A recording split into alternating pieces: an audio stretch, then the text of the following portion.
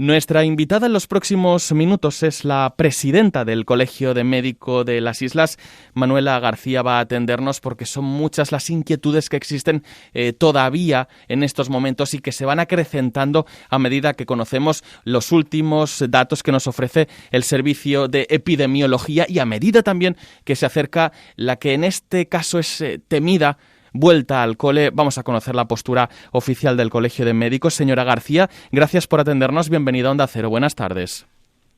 Más gracias a vosotros. Buenas tardes. Esta misma tarde conocíamos 5 nuevos fallecimientos, 174 nuevos contagios y un descenso moderado en cuanto a los casos activos de coronavirus. Estas son las últimas cifras, pero viendo la tendencia de los últimos días, de las últimas semanas, ¿cómo está viviendo la situación el Colegio de Médicos? Bueno, pues actualmente estamos preocupados y en alerta. Quizás preocupados por el aumento de casos graves, casos que han necesitado ingreso hospitalario y sobre todo aumento de pacientes en las UCIs y fundamentalmente por el número de pacientes que se están atendiendo en atención primaria. La atención primaria ya venía de una situación bastante empequeñecida en cuanto a músculo profesional, es decir, habían pocos profesionales y estaban muy ajustadas las cifras. Nos ha coincidido la época de verano, donde siempre se producen algunas vacaciones, con el aumento progresivo de el número de casos, y entonces esto hace que la situación sea bastante delicada y tensa en atención primaria. En la que han llegado a hablar, de hecho, ustedes de colapso, porque son los profesionales de atención primaria los que todavía asumen el grueso del seguimiento de los casos estrechos, de esos posibles brotes, de esos focos de contagio. Todavía los medios en este aspecto son muy limitados. Claro, yo pienso que la diferencia con la situación previa que hemos vivido en los meses de marzo, abril y mayo era que en esos meses solamente se hacían PCRs a aquellos pacientes graves, con lo cual había un número indeterminado de pacientes que estaban siendo controlados en casa, pero no con PCRs, con seguimientos, porque no se hacía realmente a los que quedaban confinados en casa durante un tiempo. Ahora mismo se están haciendo un seguimiento muy importante de los pacientes, la cifra ha aumentado mucho, el número de asintomáticos también, el número de contactos que gracias a los rastreadores se han ido aumentando, con lo cual tenemos mucha mayor capacidad diagnóstica, muchos más casos diagnosticados, pero a la misma vez eso lleva un sobreesfuerzo muy importante por atención primaria fundamentalmente. Y claro, esto se deja resentir. ¿Qué opinión le merecen las medidas, especialmente las últimas, las que entraron en vigor hace apenas unos días, que se están adoptando por parte del Gobierno? En este caso son las comunidades las que tienen la potestad de ir aplicando precisamente ese control de la pandemia. ¿Y qué me dice también de esa posibilidad de llegar a efectuar un confinamiento selectivo, sea en un pueblo, sea en un barrio, como podría ser Songoleu, en Palma? Pues yo creo que esa es una medida que puede llegar a ser necesaria. Evidentemente las administraciones sanitarias conocen bien cuál es la situación de transmisión comunitaria que haya del virus en determinadas zonas y, como dijimos antes, pues para terminar con ella, al menos momentáneamente, sí que podrían realizarse. Medidas como el no fumar en sitios públicos creo que además es un gran avance para la salud y por lo tanto la apoyaremos en todos los momentos, ¿no?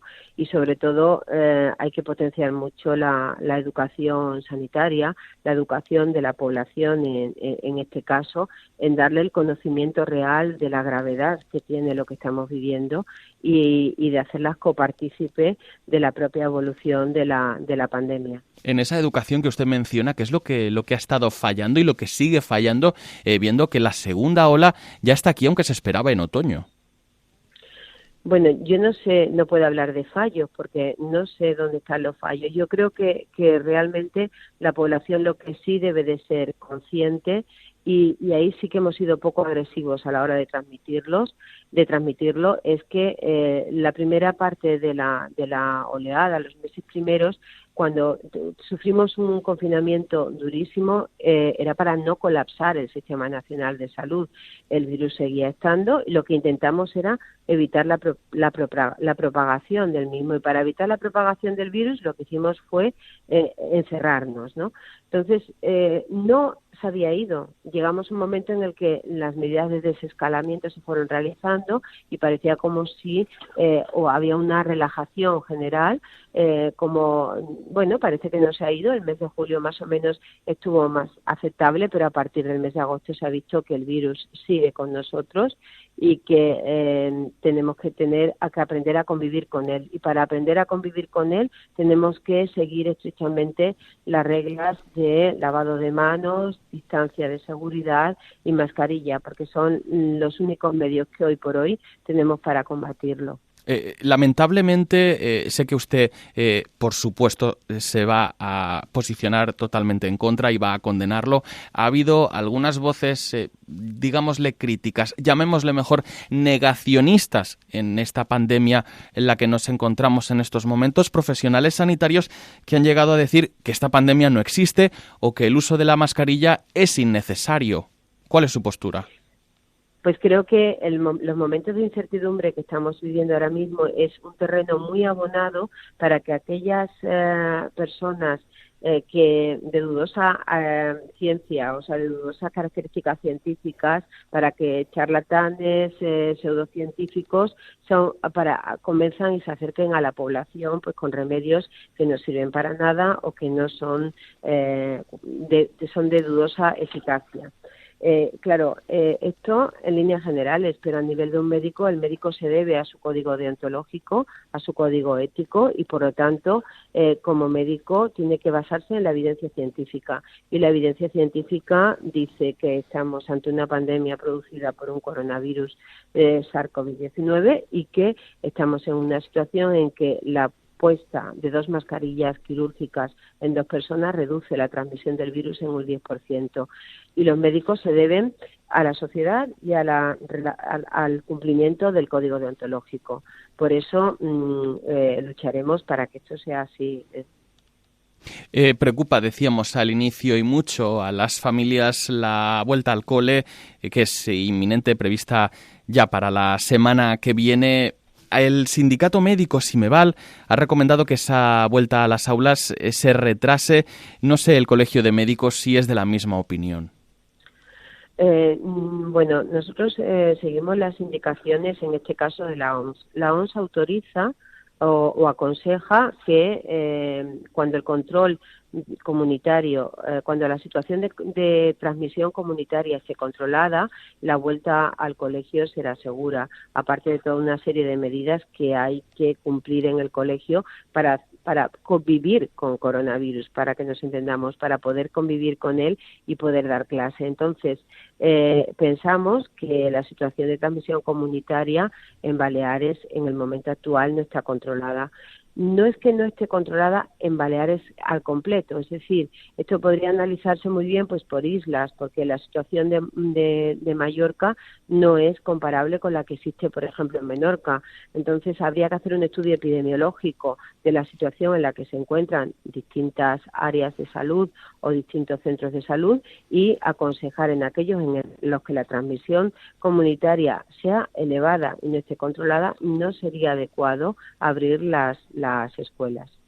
Sería, por hacer un símil, algo parecido a lo que mencionábamos antes del confinamiento selectivo. Entiendo, por lo tanto, que el Colegio de Médicos sí que pediría quizá cierta flexibilidad en el retorno a las aulas, en la vuelta al cole, en función de cuál sea la situación sanitaria, como mencionábamos con el confinamiento selectivo, quizás un pueblo, quizás una barriada, una zona en concreto. Exactamente, o sea, es decir, yo creo que lo que hay que hacer es un estudio epidemiológico de cada zona y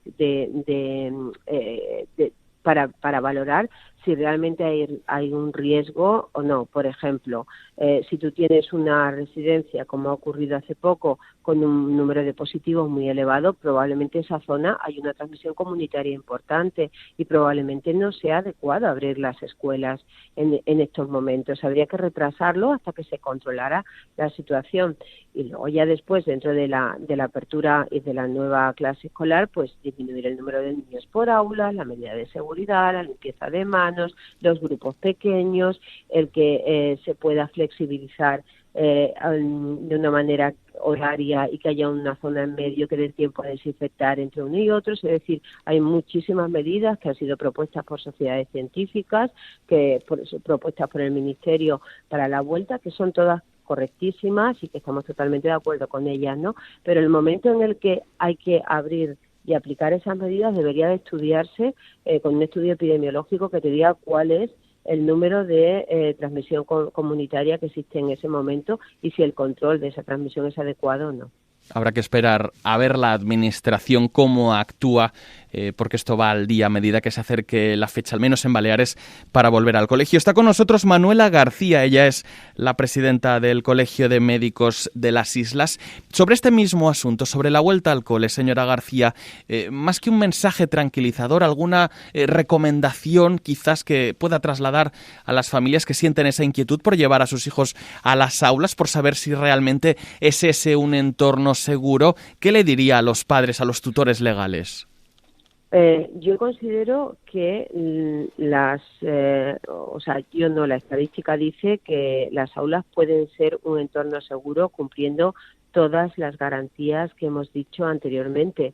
Por lo tanto, lo que hay que hacer es cuando se considere que estamos en condiciones, abrirlas, pero ya digo, en primer lugar, valorar la situación epidemiológica de la zona donde están viviendo los niños que van a ese colegio, poner todas las medidas a su alcance y sobre todo creo que deben de facilitar la comunicación muy estrecha con el padre y con los padres, con los tutores de los niños, para que realmente haya una participación activa, porque esto es una buena forma en que ellos también estén tranquilos y que vean las medidas que se están adoptando.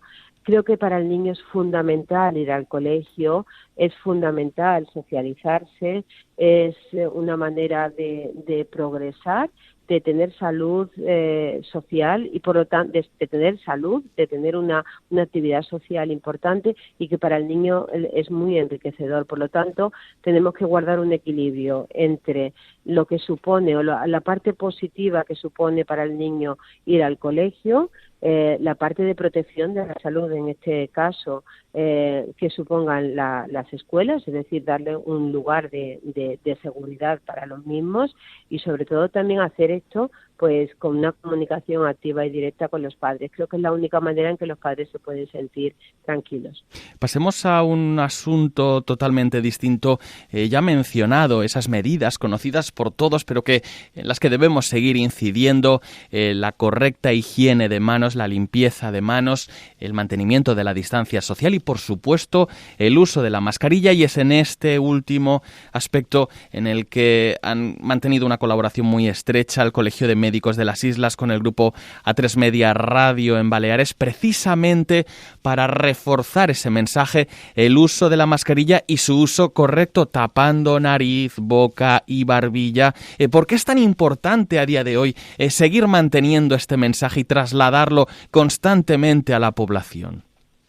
Porque tenemos que llegar a todos. O sea, en primer lugar, yo quiero agradecer a A3 Media todo el trabajo que ha realizado y la implicación que ha tenido en este ámbito, porque los mensajes que han emitido han sido mensajes dirigidos a la juventud, que quizás sea una población a la que sea difícil de llegar en estos momentos, porque además se mueven en otras redes, pero lo han hecho en su lenguaje y lo han hecho de una manera muy profesional y de verdad que os felicito y os agradezco que hayáis contado con el Colegio de Médicos para realizarlo.